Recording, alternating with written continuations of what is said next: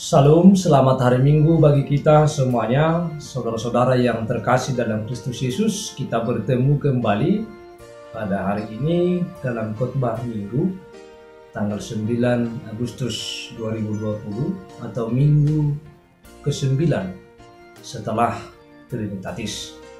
Semoga kabar kita semuanya kabar baik dan kabar sukacita, dan kita dapat beribadah kepada Tuhan pada hari ini dengan penuh hikmat. Sebelum kita mendengar firman Tuhan, marilah kita berdoa. Allah Bapa kami yang di surga, yang kami muliakan dalam Kristus Yesus, kami hendak mendengar firman-Mu. Penuhilah hati kami dengan Roh Kudus-Mu, sehingga firman-Mu dapat berakar, bertumbuh dan berbuah dalam hidup kami. Dalam nama Kristus Yesus kami telah berdoa. Amin. Saudara-saudara yang kami kasihi dalam Kristus Yesus, firman Tuhan bagi kita sebagai khotbah pada minggu ini diambil dari kitab Kolose pasal 3 ayat 22 sampai ayat 25. Demikian firman Tuhan, mari kita mendengar firman Tuhan dengan baik. Hai hamba-hamba, taatilah Tuhanmu yang di dunia ini dalam segala hal. Jangan hanya di hadapan mereka saja untuk menyenangkan mereka, melainkan dengan tulus hati karena takut akan Tuhan. Apapun juga yang kamu perbuat, perbuatlah dengan segenap hatimu seperti untuk Tuhan dan bukan untuk manusia. Kamu tahu bahwa dari Tuhanlah kamu akan menerima bagian yang ditentukan bagimu sebagai upah. Kristus adalah Tuhan dan kamu hambanya. Barang siapa berbuat kesalahan, ia akan menanggung kesalahannya itu, karena Tuhan tidak memandang orang. Sedemikian jauh pembacaan firman Tuhan. Saudara-saudara yang terkasih dalam Kristus Yesus, tema khotbah kita diikat dengan bekerja untuk Tuhan. Bekerja adalah melakukan sesuatu, melakukan aktivitas, baik itu untuk menerima imbalan ataupun tidak menerima imbalan atau upah.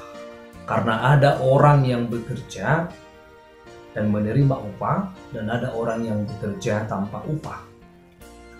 Dan bekerja adalah hal yang sudah ada sebelum manusia jatuh ke dalam dosa. Tugas pertama yang Tuhan berikan kepada manusia adalah bekerja. Seperti yang ditulis dalam Kejadian pasal 2 ayat 15. Selain itu Alkitab mencatat bahwa Allah adalah pribadi yang bekerja. Ia sendiri yang menciptakan langit dan bumi serta segala isinya. Bekerja dalam arti berkarya merupakan suatu hal yang Allah lakukan, dan kita sebagai ciptaannya diberikan kehormatan untuk mengambil bagian sebagai rekan sekerja Allah. Jadi bekerja atau berkarya adalah sesuatu yang baik karena Allah sendiri bekerja. Ketika manusia jatuh ke dalam dosa, Tuhan menjatuhkan kutuk kepada tanah di mana manusia tinggal, sehingga manusia diperhamba oleh pekerjaan dan berhenti berkarya.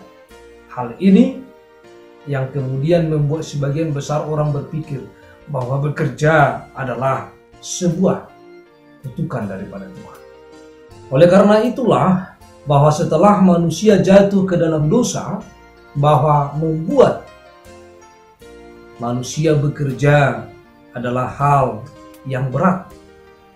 Tetapi bekerja dan berkarya itu sendiri sebenarnya merupakan bagian dari jati diri manusia sejak penciptaan.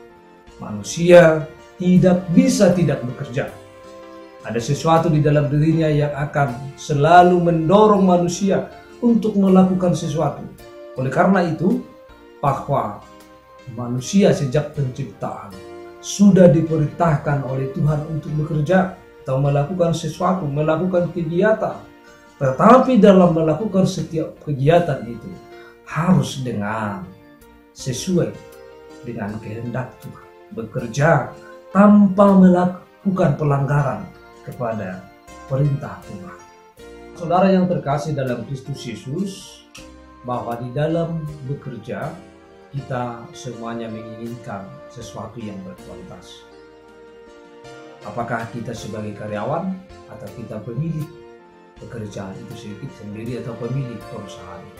Sebagai karyawan, kita menginginkan bahwa pimpinan kita adalah memberikan penghargaan yang baik, atau sebagai pimpinan yang baik di tempat kita bekerja, atau sebagai pimpinan juga, atau sebagai pemimpin perusahaan atau pemimpin karyawan, kita menginginkan bahwa karyawan kita adalah bekerja dengan baik, sehingga ada di sana saling menolong. Karena ketika ada perusahaan dan ada karyawan, maka ada di sana saling tolong menolong, saling membantu, saling menopang satu dengan yang lain. Namun yang sering terjadi bahwa relasi antara atasan dan bawahan sering mengalami ketegangan. Walaupun sebenarnya bahwa antara bawahan dan atasan sama-sama memiliki atau saling membutuhkan. Sebagai orang Kristen, bagaimana kita menyikapinya? Apa yang harus kita lakukan di dalam hal pekerjaan? Paulus menulis surat kepada jemaat yang ada di Kolose yang pada saat itu menerapkan sistem perbudakan. Ada budak-budak yang sudah menjadi orang Kristen dan ada juga para atasan yang sudah menjadi orang Kristen. Dalam situasi seperti ini, Paulus menghimbau, mengarahkan agar orang Kristen pada saat itu menerapkan sistem. Ketika bekerja, takutlah akan Tuhan. Ketika bekerja, lakukanlah segala pekerjaanmu seperti untuk Tuhan. Dalam penerapan sistem takut akan Tuhan, bahwa kepada para budak atau kepada para karyawan, taatilah Tuhanmu yang di dunia ini dalam segala hal dengan tulus hati karena takut akan Tuhan. Kolose 3 ayat 22 tadi dikatakan, hai hamba-hamba, taatilah Tuhanmu yang di dunia ini dalam segala hal. Jangan hanya di hadapan mereka saja untuk menyenangkan mereka, melainkan dengan tulus hati karena takut akan Tuhan. Inilah yang dipesankan oleh Rasul Paulus, supaya setiap hamba, setiap pekerja, bahwa mereka menaati Tuhannya di dunia ini dalam segala hal dan bekerja dengan tulus hati karena takut akan Tuhan. Dan kepada para atasan, pesan Rasul Paulus dalam Kolose 4 ayat 1, berlakulah adil dan jujur terhadap hambamu. Ingatlah, kamu juga mempunyai Tuhan di surga. Paulus menghimbau agar mereka melihat pekerjaan mereka dalam relasi mereka dengan Tuhan. Konteks kita dalam khotbah ini tidak lagi dalam perbudakan, tapi prinsip dalam bekerja adalah takut akan Tuhan, akan tetap berlaku dalam relasi antara atasan dan bawahan. Oleh karena itu, bahwa pada prinsipnya, baik itu pemilik pekerjaan atau pemimpin atau atasan terhadap bawahan, bahwa mereka sama-sama saling membutuhkan. Pada prinsipnya bahwa mereka adalah harus menjadi orang yang takut kepada Tuhan, bukan lagi sistem perbudakan, tetapi mereka harus sama-sama takut kepada Tuhan dalam kehidupan. Selain itu, bahwa prinsip dalam konteks ini adalah bahwa kita hidup dalam manusia baru. Itu berarti sebagai orang-orang yang sudah ditebus oleh Kristus, maka kita harus mengalami perubahan. Misalnya, karena itu sebagai orang-orang pilihan Allah yang dikuduskan dan dikasihinya, kenakanlah kasih, kenakanlah kemurahan, kerendahan hati, kelemah lembutan, dan kesabaran. Di bagian berikut bahwa Paulus berpesan, hendaklah perkataan Kristus diam dengan segala kekayaannya di antara kamu, sehingga kamu dengan segala hikmat mengajar dan menegur seorang akan yang lain, dan sambil menyanyikan mazmur dan puji-pujian dan nyanyian rohani, kamu mengucap syukur kepada Allah di dalam hatimu. Maka dalam segala sesuatu yang kamu lakukan dengan perkataan atau perbuatan, lakukanlah semuanya itu dalam nama Tuhan Yesus sambil mengucap syukur oleh Dia kepada Allah. Oleh karena itu, bahwa penebusan Kristus bukan hanya memulihkan hubungan kita dengan Tuhan, tetapi juga hendaknya membawa pemulihan dalam relasi kita dengan sesama, termasuk dalam relasi kerja.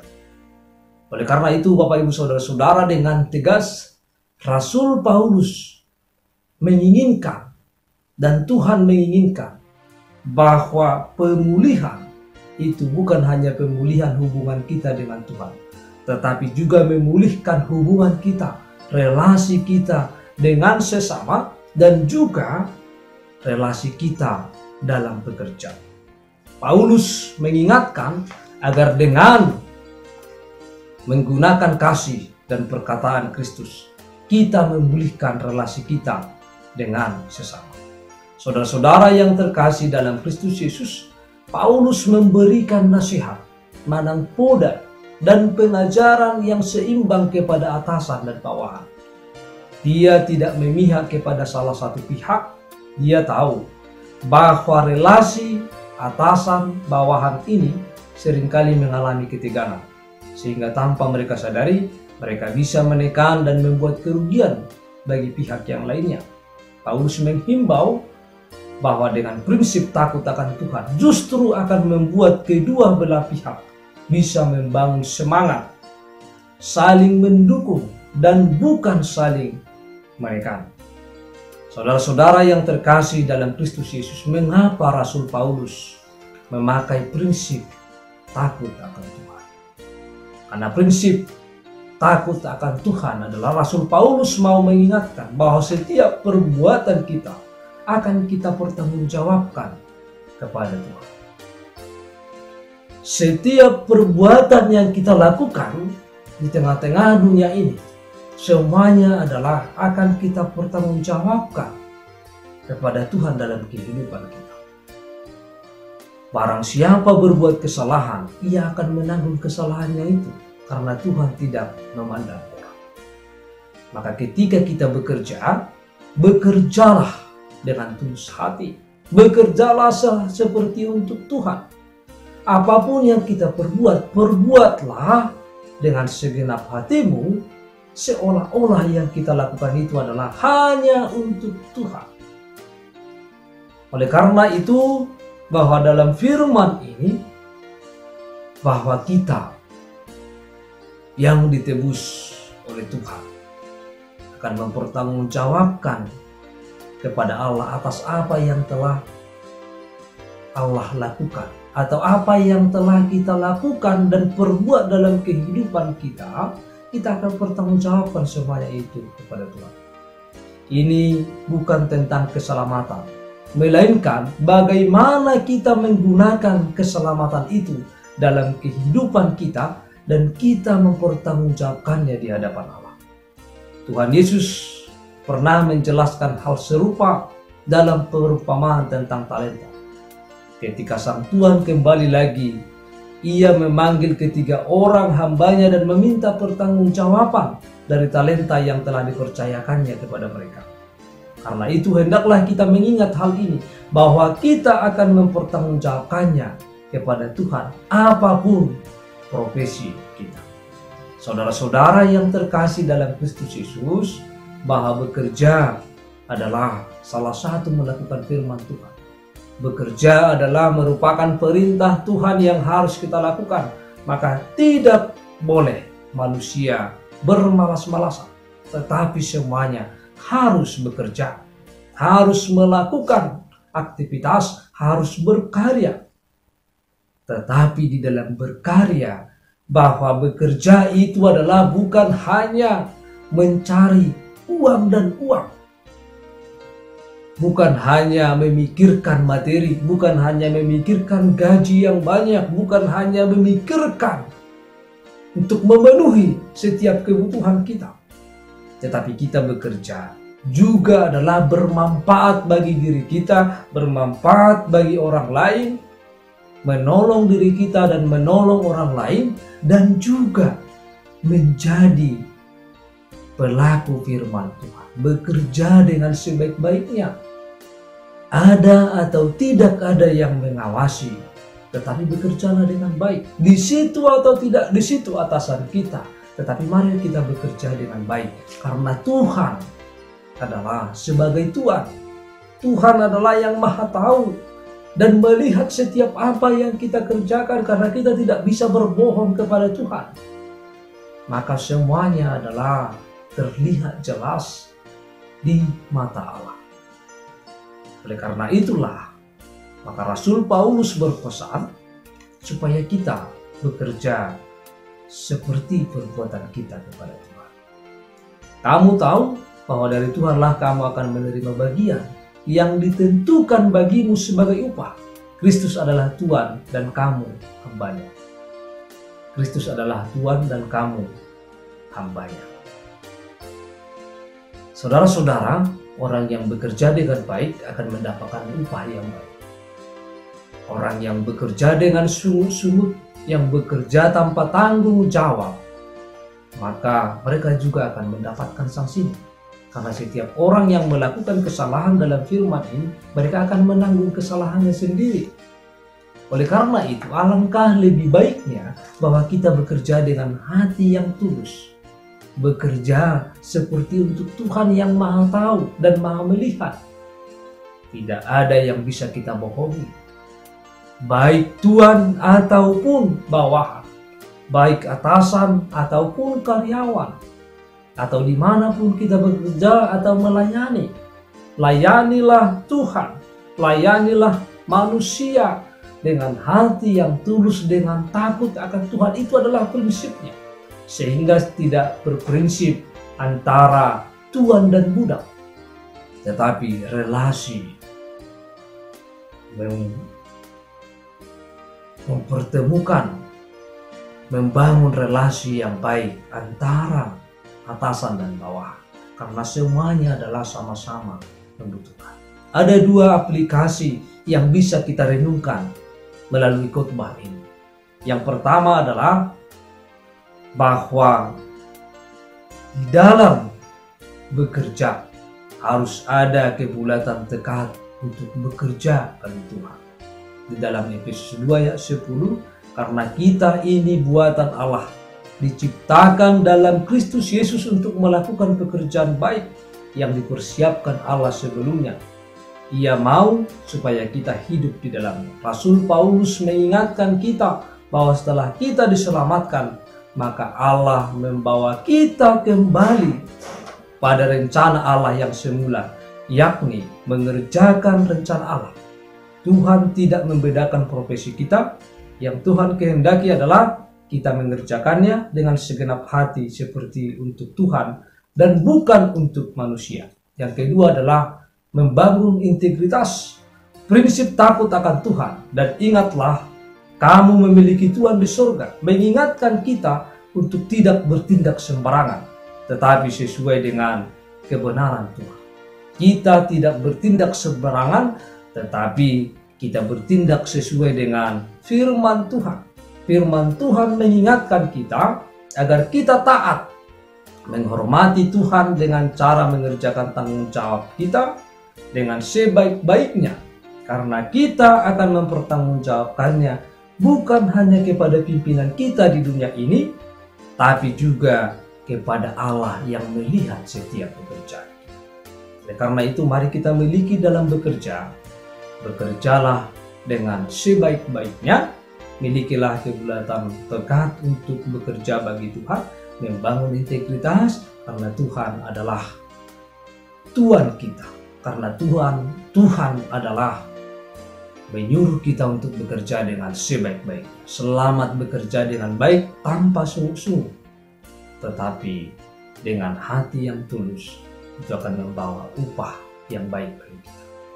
Selamat hari Minggu, Tuhan Yesus memberkati. Kita berdoa. Tuhan Allah Bapa kami yang di surga, kami telah mendengar firman-Mu, jadikan kami sebagai pelaku-pelaku firman. Dalam nama Yesus kami telah berdoa. Amin.